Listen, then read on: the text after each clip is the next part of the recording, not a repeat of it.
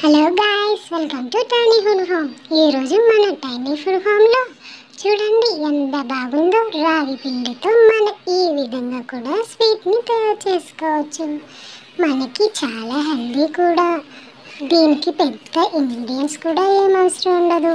నేను చేసేవన్నీ చాలా తక్కువ ఇంగ్రీడియంట్స్ తోటి హెల్దీగా ఉండే ఫుడ్ మాత్రమే చేస్తాను. సరేనా? ఫస్ట్ అయితే మనం పెనం మీద కొంచెం నెయ్యి లైట్గా రాసుకోండి, ఎందుకంటే పెనానికి అంటుకోకుండా ఉంటుంది కాబట్టి.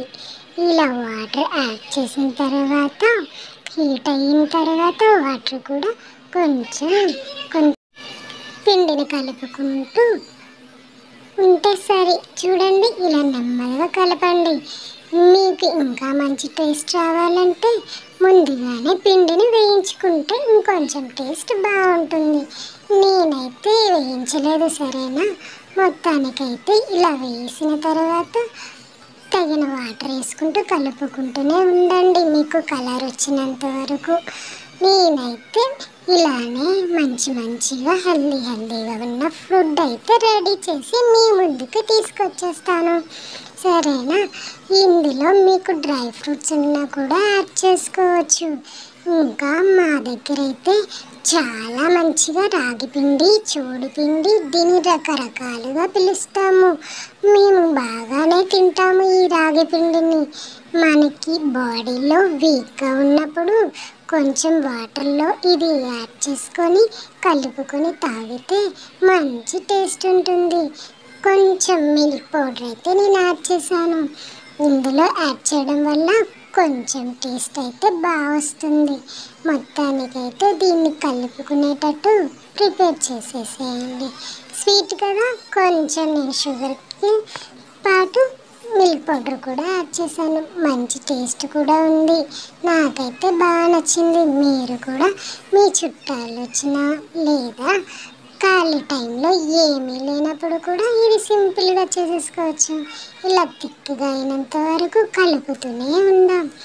మీకు ఇంకా మంచి కూడా చిట్కాలు కూడా మధ్యలో చెప్తూ ఉంటాను, సరేనా?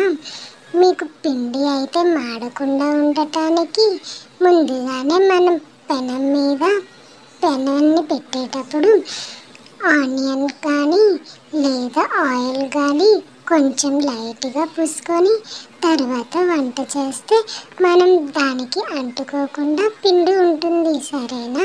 ఫైనల్గా అయితే రెడీ అయిపోయింది. దీన్ని ఒక బౌల్లోకి తీసుకొని సర్వ్ చేసుకుంటే సరిపోతుంది. మొత్తానికైతే మన ఇంగ్రీడియంట్ చాలా బాగా వచ్చింది. ఇలా చేస్తే నాకు చాలా హ్యాపీగా ఉంది. మీరందరూ నా వీడియోస్కి చాలా సపోర్ట్ చేస్తున్నారు. ఇప్పటి వరకు నన్ను సపోర్ట్ చేసినందుకు మీ అందరికీ మన టైనీ ఫుడ్ హోమ్ నుంచి మరొకసారి థ్యాంక్ యూ.